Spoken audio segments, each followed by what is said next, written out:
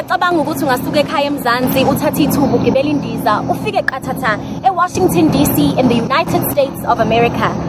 Uzobona umkhaya wamkele umkhaya uDJ Bongs Bongani Dlamini mfowethu njani? Asiyaphila mama nena njani? Siphila kakhulu. Yini ekuletha la eWashington DC? Ngiyasebenza. No. Yeah, so ufike lana uzokwenzani usebenza emsebenzini? Nginama event ngizobe attend nje starting from today also includes English. I can get aqala namhlanje mama esengikhuleka phela uthoseka.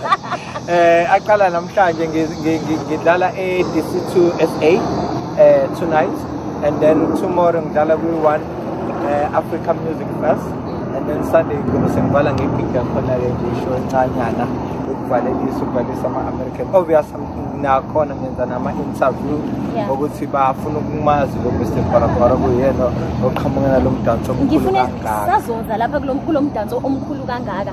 Mhlambe bongiza kusho ukuthini kwena ukuthi ukwazi ukusuka eSouth Africa uzofika uzoperforma eDC uthi mawufika khona ufike kube khona abantu abakwaziyo kube khona abantu abakujabulelayo abakuthathelayo? No, kuyajabulisa la ngoba kukhombisa umsebenzi wami usuhambe wafika inyelela buka yabo. So shithi umsebenzi wami usuhambe kakhulu ngoba sesiyakwazi nasemazweni angaphandle sibeyazi ukuthi nabantu abanjengobongs vele kahle iphupho lethu ukuthi vele sisabalala umhlaba wonke yabona. Iphupho linjalo sonke sasithukile when we watched the Grammy Awards live on television, and the next thing we saw Rihanna was there engasaniphile kanje ebusweni eshaya leGwaragwara.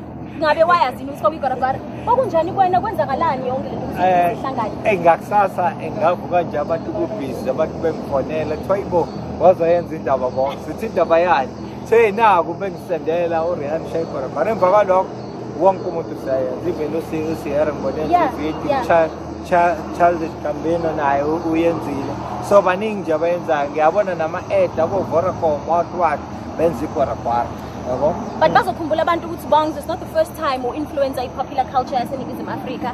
This is not the first dance that uBonga asekwazi ukuthi sinikeze yona. Usiphi iGwaragwara wasiphi ivuma. Abantu abaningi abayazi ivuma. Hayi ivuma phela naye. Vuma. Ngibonile ngathi uSierra naye ngathi beyishaya kancane lapha ivuma.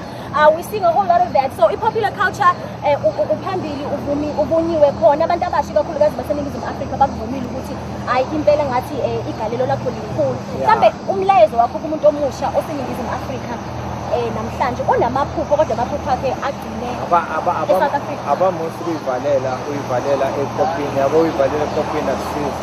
Abakhuleke nje baphume baye ngaphandle amazwe angaphandle kuyenzeka le. Kwarakwarah yeah kumnandi kunje yes angimele danga ngimele ikalo zamngiza zakhuphuka nayo ba